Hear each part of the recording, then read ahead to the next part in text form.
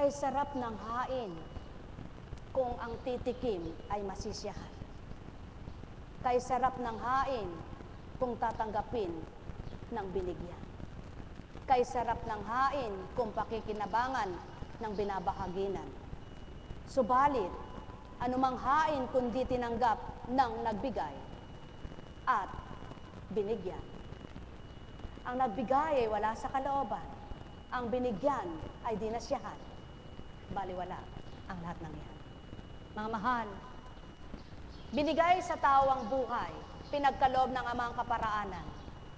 Kung lahat ng ito ay gagamitin sa katotohanan at kabutihan, ang nagbigay at pinahiram, magiging kapakinabangan.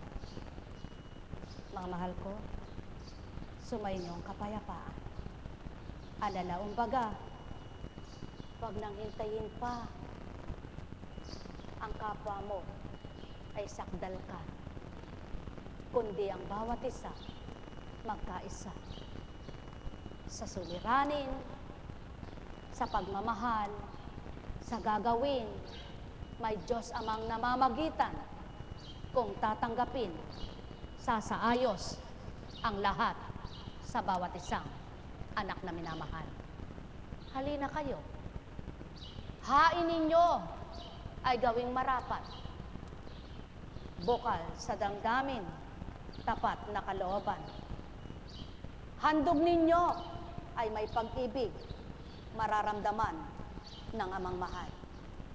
Gawin ninyo ang katapatan sa bawat segundo sa inyong buhay, kung paano nyo'y hinahain ang inyong pananalig at pananampalataya. Gawin nyo ring marapat sa kapwa nyo'y maging tapat. Sumayinyong kapayapaan, mga minamahal ko. Alalaong baga, katotohanan ng saki tinuturan. Wala namang liwanag kung walang magdudulot ng liwanag. Wala namang magiging galak kung walang magbibigay ng kagalakan. Wala namang magiging buhay kung walang bumubuhay. Kaya't kung ang mga binuhay ay naging kaisa ng tagabuhay, lahat ay magiging mainam. Mga mahal, kahirap ulatan ang bingi at bulag. Kahirap tumanggap ng may suliranin at litong-lito ang isip at gulong-gulo, di maapuhap ang matuwid. Subalit kapag ang ama ang tuwirang tinanggap ng sinumang anak niya, inahawi ang balakid na itutuwid ang dapat, nakatatanggap ang lahat, nakapagsisipol ang galak sa nalumbay at nagdamdam. Mahal na mga anak ng ama, ganang pagkatao'y walang sasambitin. Ganang katauhay di magluluwal. Ganang katalinuhang katauhay di ninyo narinig. Ngunit kung ganang hindi nyo nabatid, ang sa akin sinambit, walang silbi ang sa akin mabuting kaloob. Katotohanan ng saki sa inyo'y tinuturan. Ang bawat hain ko'y sa inyo'y dapat maging mainam. Ngunit kung papaano nyo ako'y hinahanap, ang nais ko rin ako'y masumpungan yung ganap. Kung papaano nyo ako'y sinasambit, ako'y sa tuwin ay sa inyo'y naghahanap ng marapat, upang tayong lahat ay magkanii. Marinig niyong ganap aking tinig. Na isa man sa inyo'y di magulapi, kundi lahat kayo'y magpunyagi. At ang tagumpay sa inyong buhay, buhay na walang hanggan, ay inyong kinamtan. Mahal na mahal ko kayo. Tuwiran kong tinuturan. mahal na mahal ko kayo. Nekkarameneyahanang, nekkarameneyahanang, nekkarameneyahanang. Buhay ba ang Ama? Buhay ba ang Ama?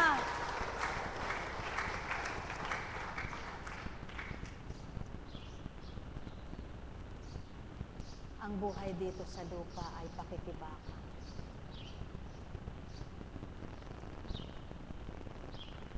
Pinakamahirap pala na pakibakahan mo ang pakikipag totoo mo sa Diyos at ang pagiging tapat mo. Lalo't higit kung marami kang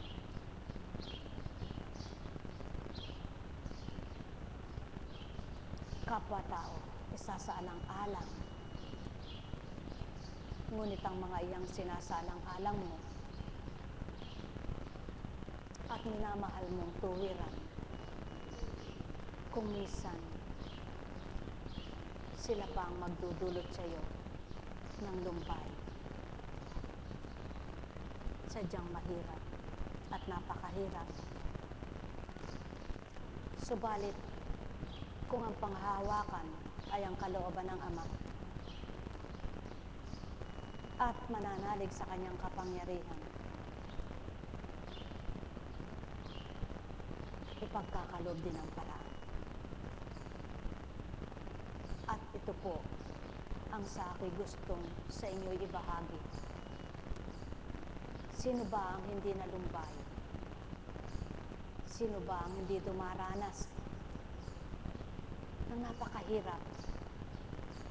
Kung minsan nga sa sarili mo, nakapagsasabi ka na sa Ama na, Panginoon, kahit ganito lang ang buhay ko'y masaya na po ako.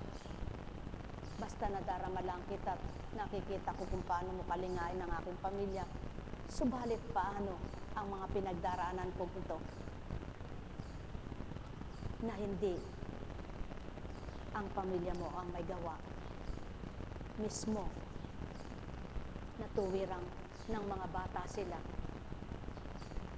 ay pinag-aralan mo at pinagsumikapan mo kung paano mo sila bubuhayin na magiging masaya at maligaya.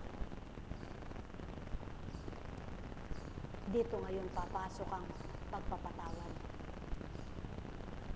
Dito ngayon papasok ang pagpapakumbaba. Na napakahirap pakibakahan kung wala ka sa damdaming espiritual. At kapag ang pinanaig mo ay ang pagkatao mo, sadyang napakahirap. Kaya, napakabuti ng Ama. Napakadakila niya. Dito nakikita ang pagbibigay niya ng pagpapayapa sa iyo at kapayapaan. Dito niya pinadadama ang wagas niyang pagmamahal. Dito niya ay binibigay ang kalakasan upang totoo nga pala kung siya ang hahandugan mo. Ibibigay niya rin sa iyong balik-ganti ang higit na mabuti sa hinandog mong sarili. Buhay ba ang Ama?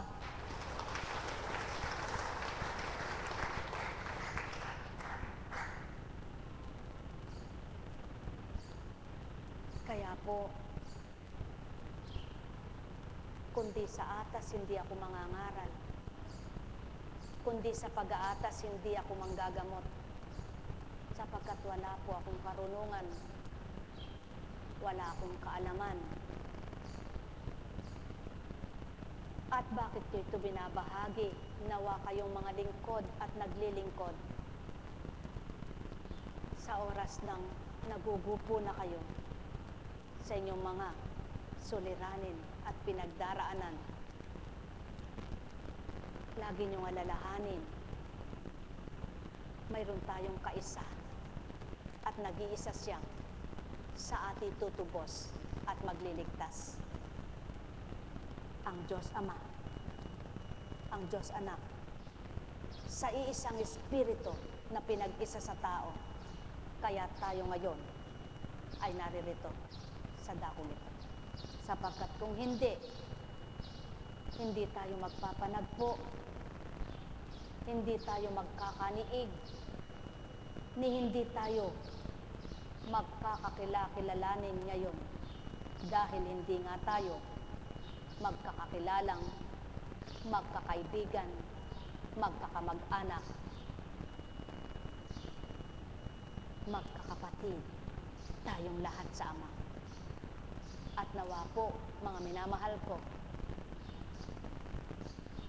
maramdaman nating lahat ito ang bilang tunay tayong magkapatid sa Ama sa pamamagitan ng Kanyang Espiritu. Magpalakasan, magbahagi na ng liwanag, magbigayan ng pangunawa, at magpadama ng pagmamahal. Sumayin niyong kapayapaan, mga minamahal. Buhay ba ang Ama? Buhay ba ang Ama?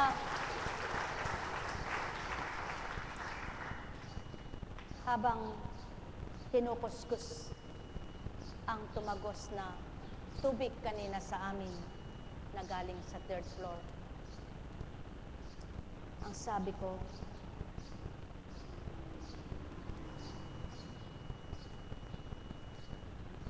punasan mo yan, anak.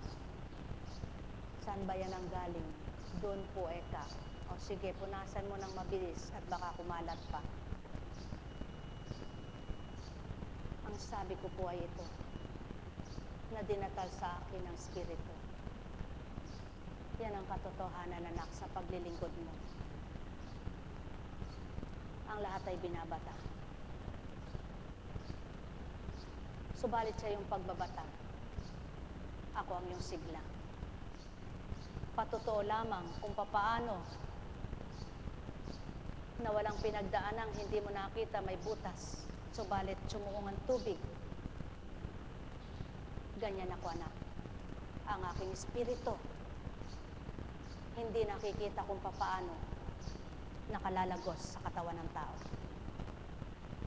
Kaya't kung tatanggapin, anong hindi ko papawiin, lumbayn na tinataglan.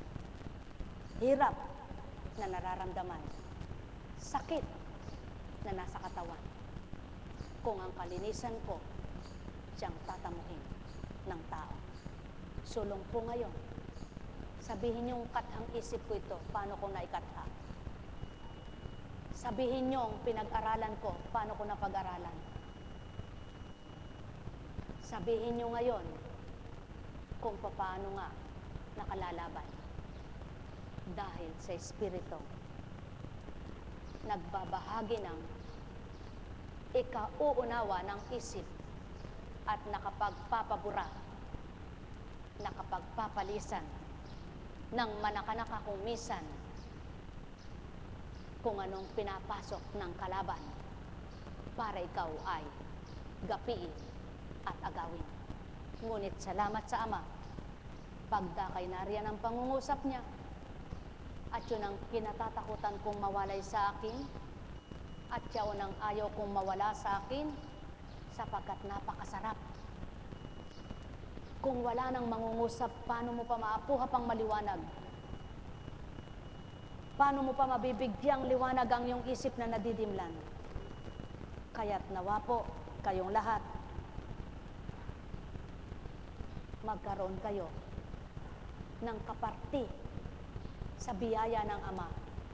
Ang Espiritu niyang sa inyo'y maaring magbahagi ng maliwanag at mapangunawang pag-iisip. Sumayin niyo ang kapayapaan. Doon, kung pumapasok ng marumi, hinahawin niya at lilinisin. Sa pangungusap niyang sa iyo'y daratal, anak, kung pananaigin mo ang iyong sarili, paano mong nasabing ako'y nakilala mo? Kung ikaw ay nililito na, at kung ano-ano nang nadaraan sa isip mo, sapagkat sa pinagdaraanan mo, paano nyo maririnig ang salitang ito? Anak, kung kilala mo ako ay nilitot hinanap ng mga tao noon, ngunit nailigtas ako ng Ama ko. Ganyan lamang mga mahal ko. Kaya't pakinggan nyo ang istorya ni Elias.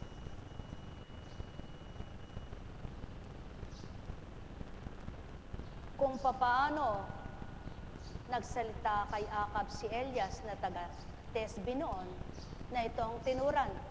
Sinusumpa ko sa ngalan ni Yahweh, ang Diyos ng Israel, na pinaglilingkuran ko.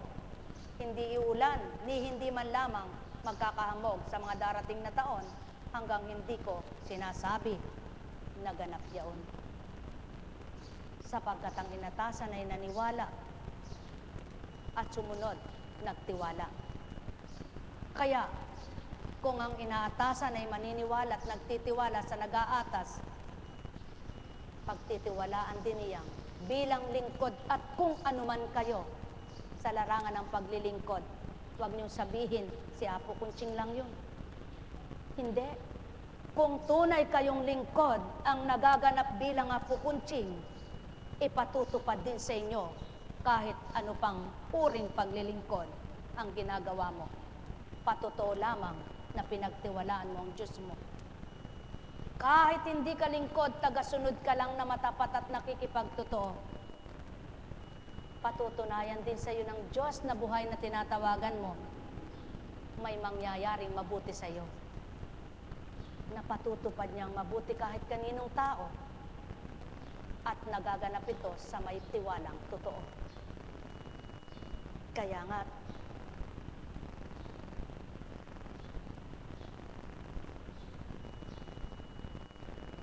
kayo, nagbabasa rin kayo ng Biblia. Namnamin nyo ang mga kataga at hilingin nyo sa Espiritu ang pangunawa. Bakit inilahad ba yan? Istoryang kinukwento lamang? O upang mabigyan ng pahayag at bigyang linaw kung sino ang Ama na tinatawag. Kaya,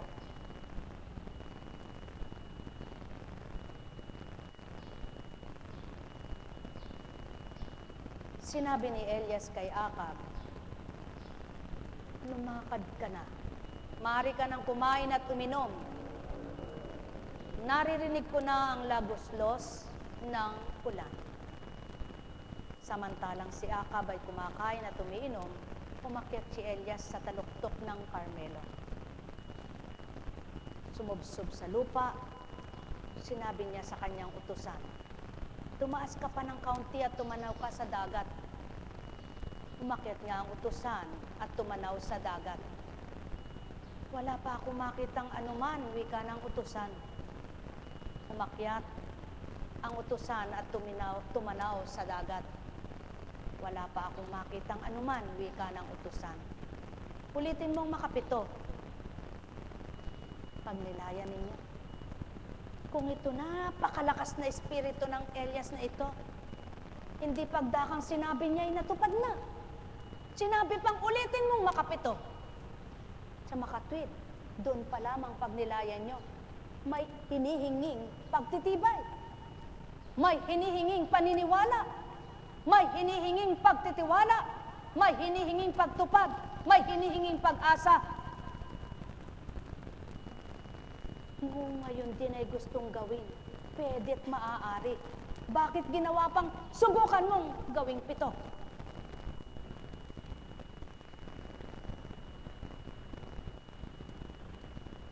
Sa ikapitong pagtanaw, napasigaw ang utusan.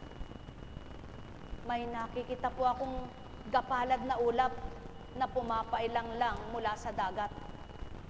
Madali ka, sabi ni Elias. Sabihin mo kay Acab na singkawan ang karwahe at lumusong kaagad. Baka siya hindi makalis dahil sa ulan.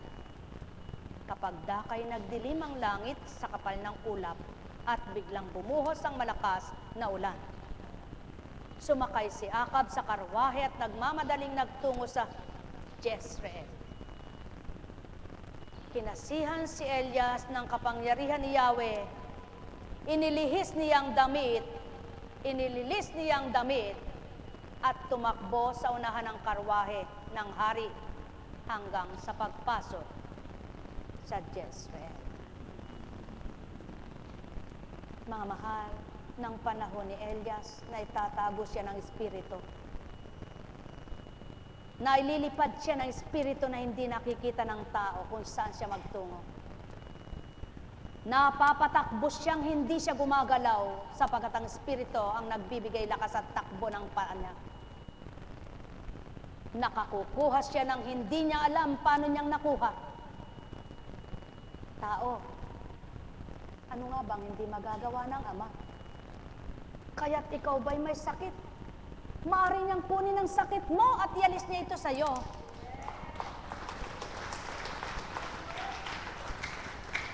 Ikaw ba'y hirap na hirap ang loob?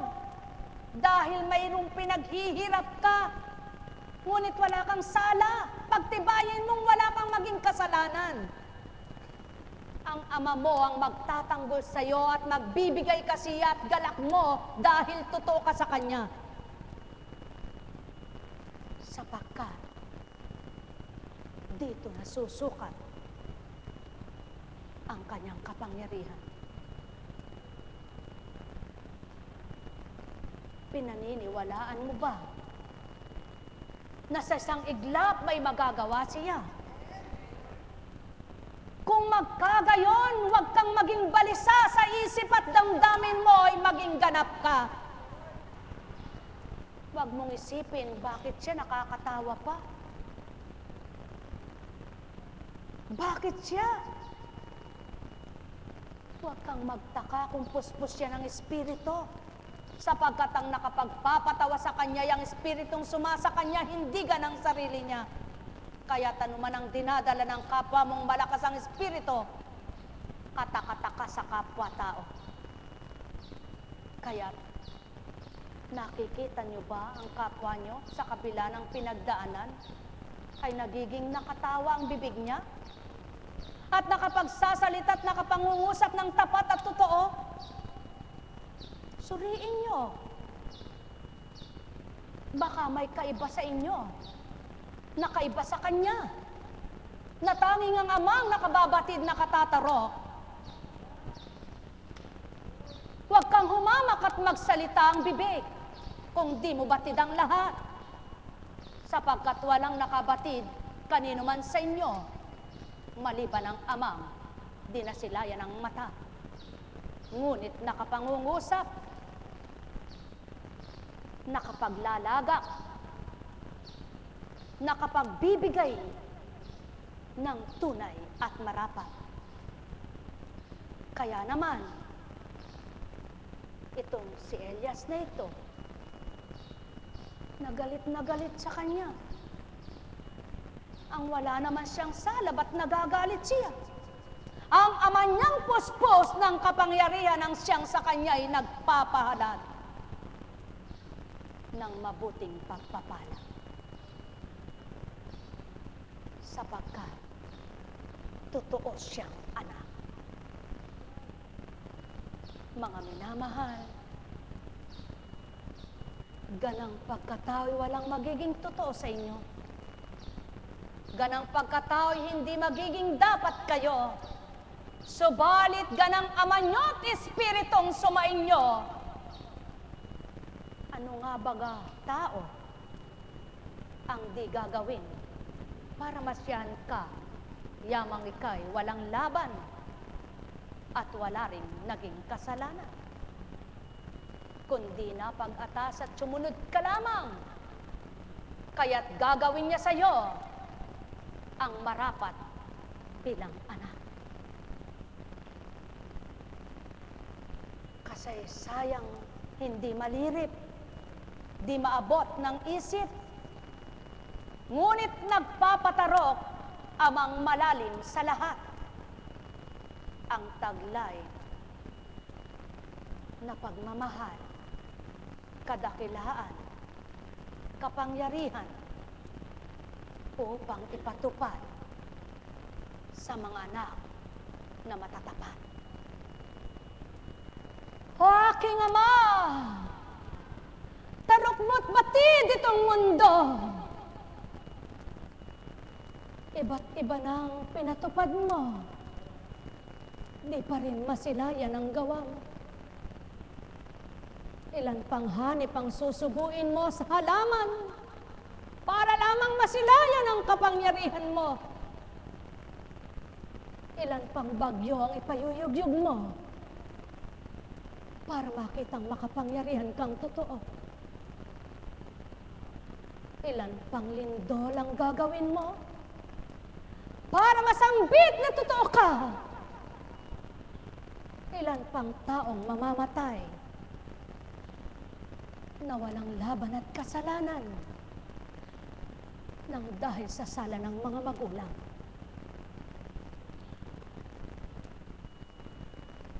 Sa dakong kung saan ka magbabahagi ng kalikasan mo upang bumawi ng buhay ng tao. O aking Ama, ikaw lamang at wala nang iba ang marapat sambahin sa katotohanan, sapagkat ikaw ang nagbibigay buhay at ikaw rin ang may hawak ng iyong kalikasan. Haleya Karamayne, nakoya,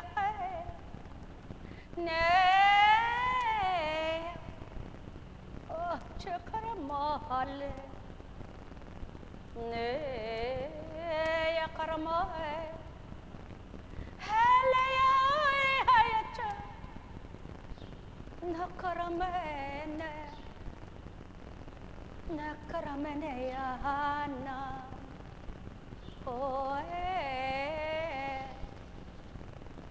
Nakaramene Yana. Neyana.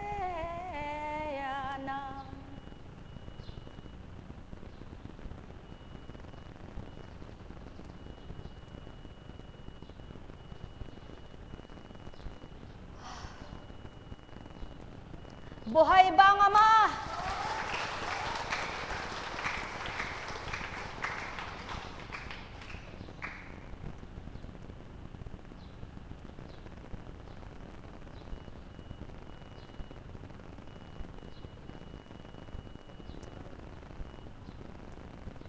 Habang ako po'y nagbubukas ng Biblia kanina, ito'y nakita ko sa Biblia samantalang ako'y wala nito. At itataas ko po ang kamay ko. Naririnig tayo ng Amang pinaglilingkuran ko at ninyo. At pagdakay ng usap, patotoo lamang anak ng aking espiritu. May naglagay dyan kahapon na di mo nasilayan. Salamat po sa Ama. Kahit larawan lang ang pinahatid niya, nagalak na ako sapagkat alam ko ang espiritu niya ay hindi may sasalarawan ng kahit na sino, ngunit ang Kristong sinugo niyang tao na nagkatawang tao, may didibuho ang ribulto. Kaya, may larawan na kanyo ng tao. Sumainyong kapayapaan, mga minamahal. At sa aking pagdulog, tanging siya lang ang nakarinig. Naway pakinabangan din ninyo kung ako'y diring-dina niya. Pagpalain kayo. Mga mahal, napakasarap mabuhay. Mahirap po ang isang apo kunching na masarap. Hindi mo maaring panaigin ang damdamin mong ina. Hindi mo maaring panaigin ang damdamin mong kapatid. Hindi ka maaring kumampi sa mali. Hindi mo maaring kampihan ang asawa mo dahil mahal mo. Kahit ito'y alam mo, mahal na mahal mo, alang-alang sa Ama, bibigyan mong matwid ang lahat. Subalit, salamat sa Ama kung bakit nakakayanan ko, dahil binibigyan niya lamang po ako at pinahihiram ako. Kaya't ang hiling ko'y pahiramin din kayong lahat para kapwa po tayo makapagsabi ng totoo. Magandang umaga po sa pahapunan.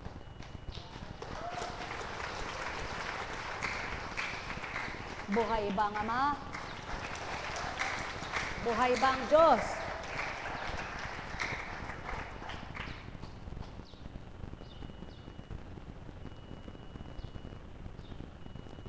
Sa totoo lang po, bagamat may nagsabi sa akin na nawawala na ako ng oras dahil po sa pagtatala sa Facebook, at may nagsasabing siya hindi naniniwala sa Facebook dahil puro chismisan lang daw doon, at pinaliwanag ko kung papaano sa mga nagchichismis po, ngunit dun sa mga nagmimensahe ng totoo at nakapagbabahagi sa kapwa nila, kalugod-lugod din po sa Ama yun. Sabi ko po, pinaliwanag ko. At kung wala naman pong pag-aatas, hindi naman po kami tutugon. Mga kasama ko na nagtatala, sapagkat katulad ko bilang tao, napakahirap kayang magtala ng kathang isip mo. Di po ba?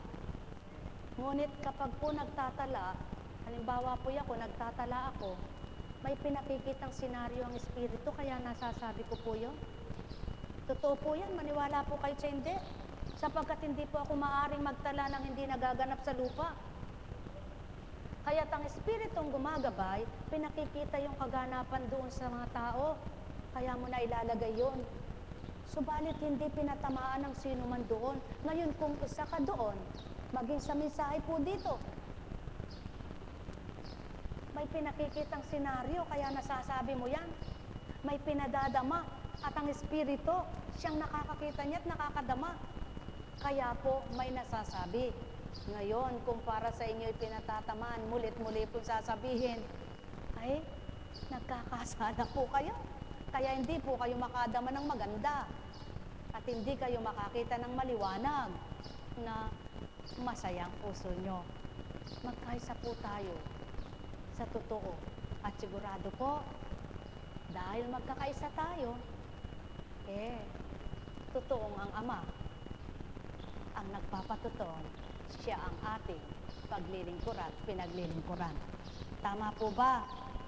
O halimbawa, ikaw, kapatid na namumuno sa Valenzuela, magkatuwang-tuwang po kayo, Huwag kayong maging yung sarili-sarili. Huwag nyo intindihin ang sarili nyo. Sapagkat pag inintindi na ninyo ang sarili ninyo, naku po, dyan ang wasak. Kaya damhin na lang ninyong bawat isa at magpalakasan kayo. Ano po? Dahil hindi po natin ito gawain bilang tao, gawain po ito ng Ama. Ano po? At ano ang inyong uniforme? Kristong Hari. Paghariin nyo si Kristo at naging ngayon ay luwalhati. Divine mercy, bukal ng habag, bukal ng awa, kung siya pa ang lagi ninyong pananahanin ng bukal ng habag at awa, ganyan ang puso ninyo, naku, sigurado, Kristong Hari nga ang maghahari sa inyo. Buhay ba ang Ama? Kaya congratulations muli, mga Valenzuela chapter. Salamat naman at dito nyo pinagdiwang at hindi na doon. Sa totoo lang dapat pinupuntahan kayo, pinapasyalan na lang kayo, paminsan-minsan na lang. Dahil maliwanag na, nagtitiwala sa inyo ang Ama, Ito lamang po. Kasama siya. Ganito lang po, Hindi po ba, halimbawa, may 5 anak ka? Halimbawa, 5 anak nyo. Yung nagkakamali lagi mong kinakausap, hindi po ba magdaramdam siya?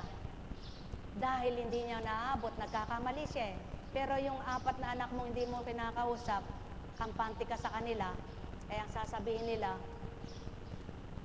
nung kinakausap mo, ba't lagi na lang ako nakikita mo, bakit sila hindi? Eh, ba't hindi niya sasabihin sa iyo yun? Kasi nagagalit siya, mali ang ganyang ginagawa. Subukan niyo pong maparehas doon sa 4 na tama at wala na rin siyang sasagot sa iyo. At hindi mo rin siya kakausapin. Sapagkat kampante ka na, kaya magaganap at matutupad yung iiwanan yung 9, hahanapin yung nag-iisa. Eh nakita na. Di sama-sama sila. O nakita na po ba kayo ng Kristo? Di sama-sama na kayo sa iisa. Purihin ang Ama. Buhay ba ang Ama?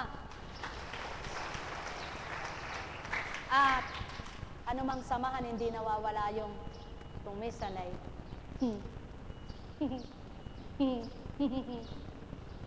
yun ang paglalabanan ngayon.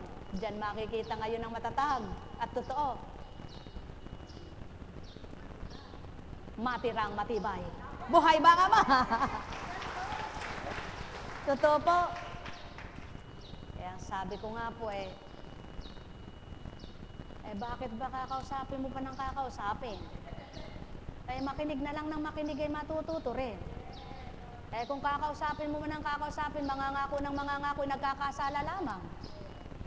Kung hindi mo man kinausap at gumawa, ay walang kasalanan. Ngunit kung sumumpat, patsumpa-sumpa, pat hindi tumutupad, ay lumalim ang kasalanan. Magandang maga po. Buhay ba ang Ama? Kaya, ang nagkakaintindihan, titig lang alam na. Hindi na kailangan pang nagkakandalawit ang dila sa kakasasalita.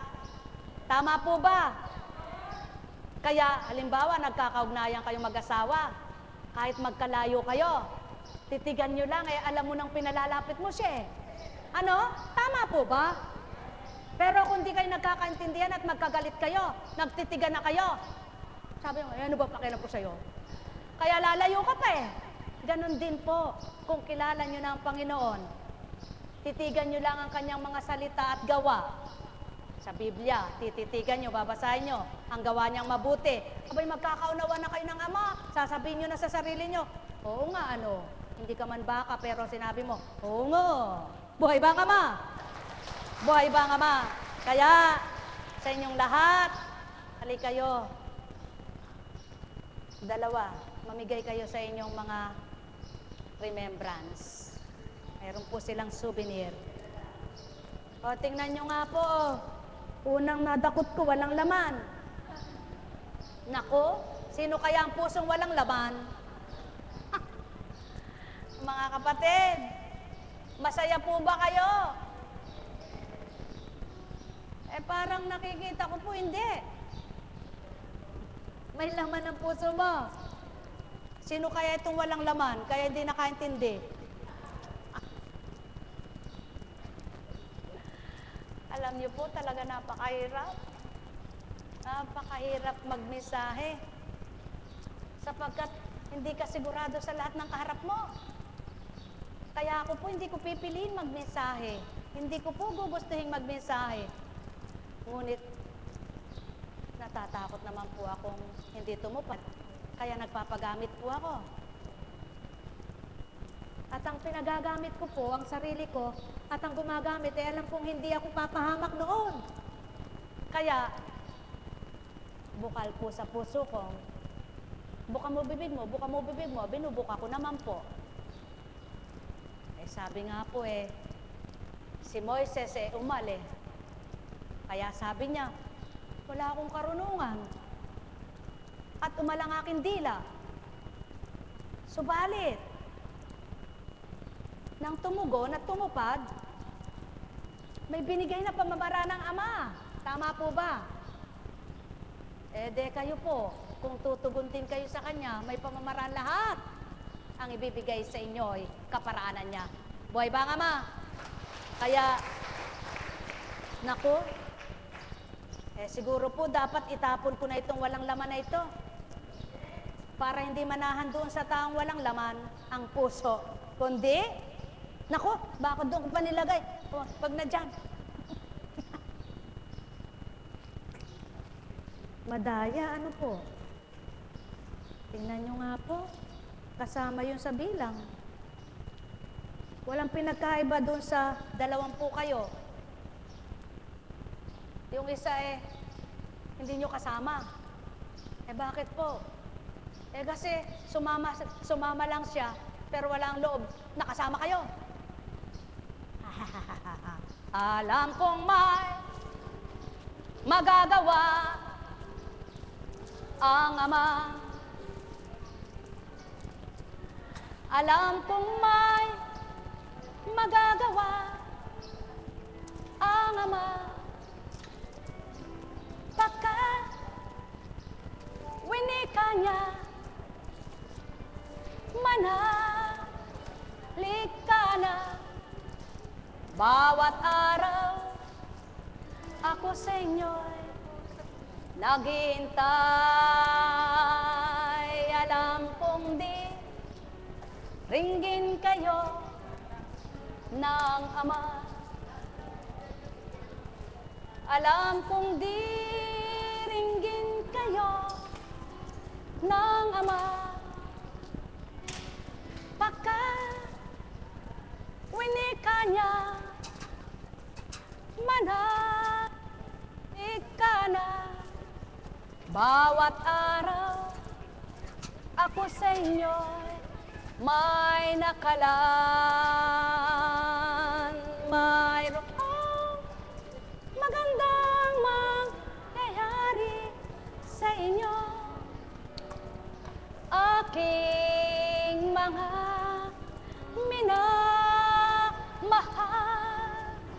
Mayroong magandang mangyayari sa inyo, manali o mangkin at tanggapin. Natawa nga ako kay kay Alan Anak, sana inunay lalagyan, isunod yung ilalagay Sabi ko, wow, meron akong lalagyan. Tiningnan ko yung mga kulay. Diyos ko, salamat po. Alam ko ang Espiritu mo ang nagpabatid sa kanya kung anong kulay ito. Kaya alam ko rin ang kasunod dito ilalagay ko na. Buhay ba, Ama? Alam niyo po kasi, pinaniniwalaan ko Kaya, alam ko, yung paniniwala ko, ibibigay ng Diyos ko. Ewan ko po kung sinong Diyos ninyo. Buhay po ba? Buhay po ba ang Diyos nyo? Buhay nga po ba ang Diyos nyo? Ako po'y buhay na buhay Kaya nagtitiwala ako. Ewan ko po sa inyo, ako lahat sinasabi niya, pinaniniwalaan ko.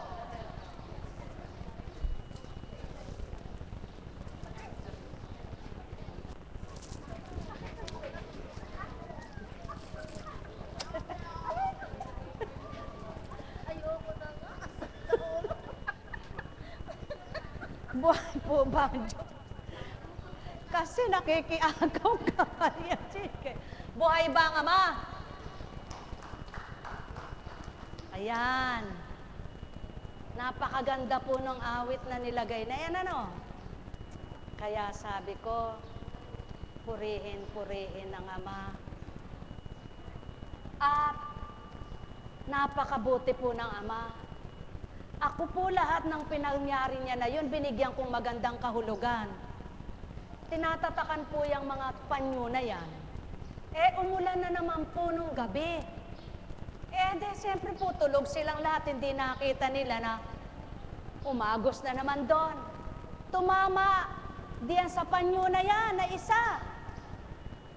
Nabasa ng tubig. Kumalat. Sabi ko, Ama, nananalig po ako kung papaano ang panyong ito'y binasa mo ng tubig. Kumalat ang iyong salita, kakalat ang iyong biyaya na mapagpala kang dakila. Buhay ba, Ama? Kaya yung salita po niya na yon, sabi niya, salamat sa inyo, mga kapatid ko. Ang tanging hiling ko, kayo'y magdarasal upang matuwa Diyos Ama ninyong lahat. Kapag natapos na bakasyon ninyong lahat, kasama ko kayo. Mahal ko kayo, mga kapatid ko, hindi hahayaang matukso ng iba. Laging kasama nyo, ngayon kailan pa man, walang katapusan. Kumusta ka na? Pagtulong sa kapwa, kumain ka na. Nais ng Diyos Ama, sulong kain. At mag-alay ng kapatid ninyong mahal. Mag-alay kayo ng pag-akay. Bilang, ano pa ang kasunod? Kaya ayoko po inawit yan, iba ang aking awit eh. Sa totoo lang po, katotohanan lang aking tinutura. Kung kayo'y may pagmamahal, sisibol sa kalooban, magagawa niyong lahat, kalooban ng Ama, maghahari siya. Sa inyo'y mangunguna, ibabahagi niya ang lakas at tibay upang magawa niyong lumaban kailanman. Mahal na mahal ko, tunay na mahal ko, kayo mga tao, mahal na mahal ko. Mag-ibigan kayo tulad ng pag-ibig ko, lahat ay kaya nyo. Sinong ama nyo nagbagsak sa inyo? Sinong ama nyo pumukpok sa ulo? Sinong ama nyong hinilahod kayo't walang laban kayo't pinagdikdikan ka bilang anak niyang tinatawag na mahal? O kasinungalingan, yan aking mahal, magnilay magbulay, magtanto kayo, aking mga anak na tinuringan. Yan ang wika niya, gawin niyong matapat sa inyong pagtanggap. Ang inyong mga puso, inyong madarama. Sinong ama nyo tinatawagan? Naririnig kayo, maririnig niyo siya, gagawin niyong lahat para sa Kanya upang malugod at kalugdan kayo't kapwa kayo tama sa gagawin lahat na pawang sa Kanya. Nais na masilayan dito sa mundo, o mga tao, pagkat ang layo niya, mabuti pawa ito para sa inyo. Kaya't kung binigay mo sandakot na bigas, ang ibabalik sa'yo'y di lang 10 salot. Tulad ng palay na inihasik ang isang butil, ilan naging huhay, o aking mahal. Kayo'y magnilay, magbulay na tuwiran sa aking tinuran. Mahal ko kayo, mahal na mahal, magbulay kayo, magtanto kayo. Sanda ko ng puso nyo, naroon ang ama nyo't dinadama ito. Makakamtan nyo, padadama sa inyo, kung totoo kayo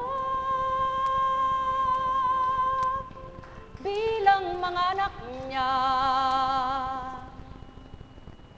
Natuwirang sa Kanya'y sumasamba.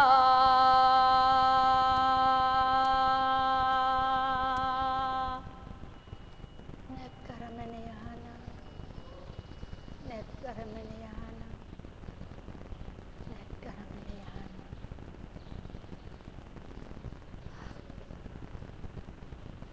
Buhay ba ang Ama? Kumusta ka na, anak? Ha? Sakit pa ba? Ha? Gutom. Sige, kain ka na. O, ito. Ha? Alam mo, anak eh. Ilang araw na yung nilalagnat, ha?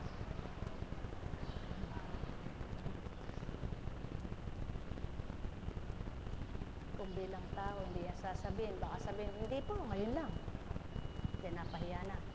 Sumayin niyo ang kapayapaan. Sa patnubay ng Ama, Anak at Espiritu Santo, kumayo kayong may galak sa puso niyo, matigim ng pag-asa at ligaya kayo, at huwag niyong kalilimutang tawagin siya, at sabihin niyong tapat kayong bilang anak niya, at magiging tapat ang Espiritu niya. Pagpalain kayo. Buhay ba ang Ama? Tayo na. Pasensya na po kayo. May lakad yata kami eh.